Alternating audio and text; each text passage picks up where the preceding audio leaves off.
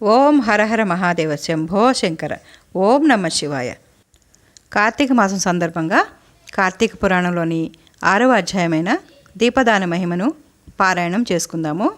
రాజా, కార్తీక మహాత్మ్యంలో పాలు, తేనె, వెన్న, పెరుగు వీటితో ఏర్పరిచిన పంచామృతాలతో శ్రీమన్నారాయణకి భక్తిగా అర్పించి పూజించి కస్తూరి గంధం కలిపిన నీటిలో అభిషేకం చేసిన వారు 10,000 అశ్వమేధ యాగాలు చేసిన పుణ్యం పొంది ఉత్తమ గతిని చేరుకుంటారు. కార్తీక మాసంలో ప్రతిరోజు సాయంకాలం విష్ణు దేవాలయంలో దీపారాధన చేసిన వారికి వైకుంఠము ప్రాప్తిస్తుంది. కార్తీక మాసంలో దీపదానం చేసిన వారికి ఉత్తమ జ్ఞానం లభించడమే కాకుండా విష్ణు సాయుధ్యం కలుగుతుంది.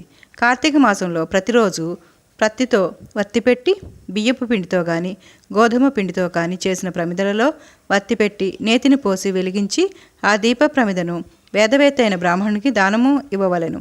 ఈ విధంగా నెలంతా చేసి నెలచివరి వెండితో ఒక ప్రమిదను చేయించి అందులో బంగారు వత్తి చేసి పిండితో కుదురు చేసి దాని మధ్య ఈ ప్రమిదను వత్తి ఉంచి దీపంతో యోగ్యుడైన బ్రాహ్మణునికి దానమివ్వాలి. తర్వాత బ్రాహ్మణ సమారాధన యథాశక్తిని అనుసరించి చేయాలి. ఆ విధంగా బ్రాహ్మణులకు దీపదానం చేసినప్పుడు అన్ని విధముల జ్ఞానాన్ని ఇచ్చేది, సకల సంపదలను కలుగచేసేది అయినా దీపదానం చేస్తున్నాను, నాకు క్షేమం కలుగుగాక అని దానం ఇవ్వాలి. స్త్రీ కానీ పురుషుడు కానీ ఈ విధముగా దీపదాన వ్రతం పూర్తి చేసిన వారు ముక్తిని పొందుతారు. తెలిసి చేసిన తెలియక చేసిన పాపాలన్నీ ఈ దానము వలన తొలగిపోతాయి. ఈ సందర్భంలో బహుపురాతనమైన ఒక కథ చెబుతాను విను అంటూ జనక మహారాజునకు వశిష్ఠుల వారు చెప్పసాగిరి. పూర్వము ద్రవిడ దేశంలో ఒక స్త్రీ ఉండేది. ఆమెకు సంతానం, బంధువర్గం లేకపోవటం వలన, జీవితానికి ఆధారం లేకపోవటం వలన భిక్షాటన వృత్తి వలన జీవనం సాగిస్తుంది. ఆమె ఒకనాడైనా వంట చేసుకుని ఎరగదు. ఇతరుల చల్ది అన్నం తింటూ కాలక్షేపం చేస్తుంది. నలుగు పిండ్లు విసిరిపెట్టడం, ఇతరులకు వంటవార్పులు చేసి పెట్టడం, ఆ విధంగా సంపాదించుకున్న ధనాన్ని వడ్డీలకిస్తూ ధనాన్ని వృద్ధి చేసుకుంటుంది. ఆమె ఒకనాడైనా శ్రీమన్నారాయణ పాదార విందాన్ని ధ్యానించలేదు, పుణ్యక్షేత్రాలకు వెళ్ళలేదు, పవిత్రమైన ఏకాదశి నాడైనా ఉపవాసం ఉండి ఎరుగదు. ధనాన్ని కూడబెట్టుకోవడమే కానీ ఇతరులకు ఉపకారం చేయలేదు. దానగుణం లేదు, పరమలోభిగా ఉండేది. భోగభాగ్యాలు, శరీరము, సంపద సర్వం అసత్యమనే జ్ఞానం లేకుండా ఆమె జీవిస్తుంది. ఒకరోజు శ్రీరంగం పోతూ ఉన్న ఒక బ్రాహ్మణుడు ఆ ఊరు వచ్చాడు. ఆ బ్రాహ్మణుడు చాలా దయగలవాడు. అతడు ఆ ఊరు రావడం నిజంగా ఆమె అదృష్టం. అతడు ఆమె విషయం విని ఆమెతో, తల్లి, నా మాట విను, చర్మం, మాంసం, ఎముకలతో నిండినవి ఈ దేహం సుఖదుఖాలతో నిండి ఉంటుంది. ఈ దేహమే అన్ని కష్టాలకు పుట్టినిల్లు.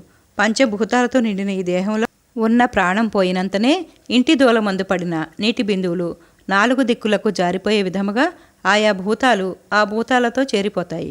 నీటి బుడగ వలె దేహము నశించిపోతుంది.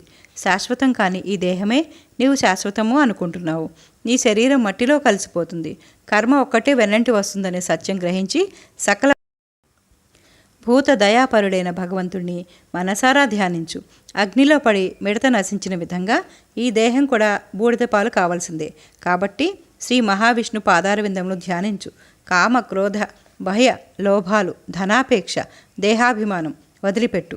భక్తితో కార్తీక మాసంలో స్నానం చేసి మహావేద విద్వాంసుడైన బ్రాహ్మణుకు దీపదానం చేయి. నీవి విధంగా చేసినట్లయితే అనేక జన్మల్లో చేసిన పాపములు తొలగిపోతాయి అని చెప్పి తూర్పు దిక్కుగా శ్రీరంగపట్టణం వెడలిపోయెను.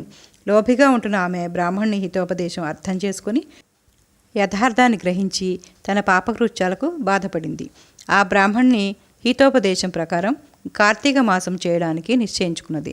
సూర్యోదయమున కార్తీక స్నానం చేసి శ్రీ మహావిష్ణువును ధ్యానించి దీపదానం చేసి విప్రుల వల్ల పురాణం విని మాసాంతంలో బ్రాహ్మణ సమారాధన కావించింది. కార్తీక మాసంలో ఆమె చన్నీటి స్నానం చేయడం వల్ల అనారోగ్యానికి గురయ్యి చలి జ్వరంతో బాధపడి ఆయువు తీరడం వలన మరణించి స్వర్గం పొందింది. అందుచే కార్తీక మాసంలో దీపదానం చేయడం వలన సకల పాపాలు పోతాయి. ఈ విషయాన్ని సదాశివుడు నాకు పూర్వం చెప్పెను. ఈ రహస్యము నేను నీకు చెప్పాను. సంసార బంధాలు ఈ దీపదానం వలన తొలగిపోతాయి. సత్యప్రదం ప్రాప్తిస్తుందని వశిష్ఠుల వారు జనక మహారాజునకు వివరించిరి. ఇది స్కాంద పురాణ అంతర్గత కార్తీక మహాత్మ్యం నందలి 6వ అధ్యాయము సంపూర్ణము. సర్వే జన సుఖినో భవంతు.